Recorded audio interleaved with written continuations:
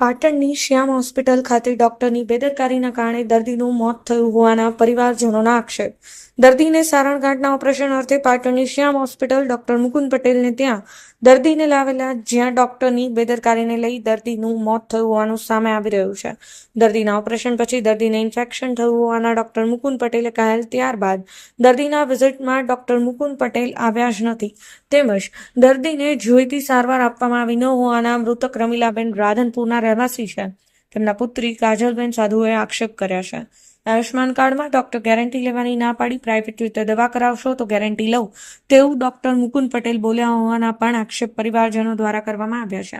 મૃતકના પરિવારજનોએ કહ્યું કે અમારું પેશન્ટ પાછું આપો અથવા તંત્ર અમને ન્યાય આપે તેવી માંગ મૃતક રમીલાબેનના પુત્રી કાજલબેન સાધુ દ્વારા કરાઈ.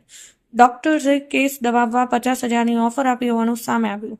દર્દીના સગાએ જણાવ્યું કે ડોક્ટર મુકુંદ પટેલે આ કેસમાં આગળ નહીં વધો તો 50,000ની ઓફર આપી હોવાના આક્ષેપ કરવામાં આવી રહ્યા છે.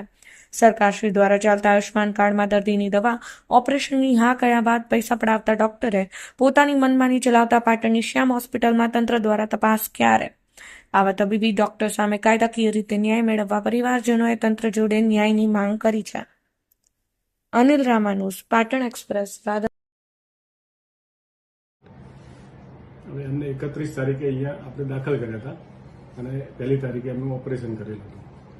ઓપરેશન પછી 4-5 દિવસ તો એમને સારું હતું કમ્પ્લીટ, અને ગઈકાલે રાત્રે એમને શ્વાસની તકલીફ થઈ ગઈ, એટલે આપણે એમને શ્વાસ માટે બાજુમાં સાહેબને ત્યાં રિફર કર્યા, પણ એમને આઈસીયુમાં દાખલ થવાની એમને ના પાડી અને સવારે વધારે સિરિયસ થઈ ગયા સવારે, એટલે પછી એને સિરિયસ થઈ ગયા, ત્યાં પછી એક્સપાયર થઈ ગયા. એમને પહેલાં કોમ્પ્લિકેટેડ ઓપરેશન હતું એમનું, અને પહેલાં 7-1 વર્ષ પહેલાં એને અગાઉ ઓપરેશન કરાયેલું હતું, એટલે આંતરડાને બધું ચોંટી ગયેલું હતું, સાણ ગાંઠે હતી, બધું ત્યાં નીચે ગર્ભાશયની આજુબાજુ બધું ચોંટેલું હતું બધું એમને, અને કોમ્પ્લિકેટેડ ઓપરેશન હતું, એટલે એમને એ ઓપરેશન લગભગ 5 કલાક ચાલ્યું હતું ઓપરેશન. દર્દી પાસેથી અમે તો 15,000 ડિપોઝિટ ભરાઈ છે, બાકી દવાના અને નશાના જે 10,000, 15,000 થયા છે, અને અંદર જે જાળી મૂકવી પડે અને ટક્કરથી જાળી ફિક્સ કરવી પડે એનો ચાર્જ થયો છે.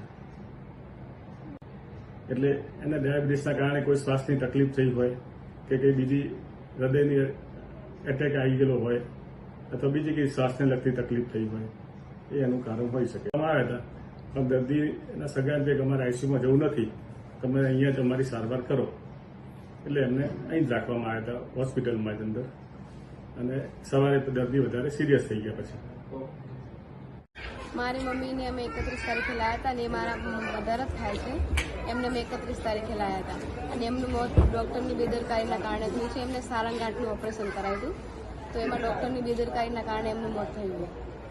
ડૉક્ટર કે અંદર ઇન્ફેક્શન થઈ ગયું, પછી ડૉક્ટર હાજર જ નહીં થઈ ગયા. ઓપરેશન કરાયા પછી ડૉક્ટર આવ્યા જ નહીં કે કાર્ડમાં હું ગેરંટી નહીં લેતો. આયુષ્માન PM જે કાર્ડ આવે એમાં ડૉક્ટર એવું કે હું ગેરંટી લેતો નથી, અને તમે પૈસેથી કરાવો ને એમાં હું ગેરંટી લઉં.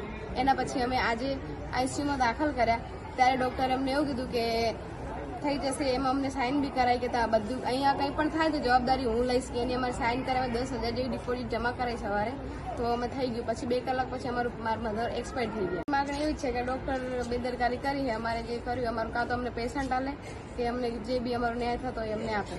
અને ડૉક્ટરે કેસ દબાવવાને અમને 50,000ની માગણી કરી કે તમે કેસ દબાવી દો તો હું તમને 50,000 રૂપિયા આપું.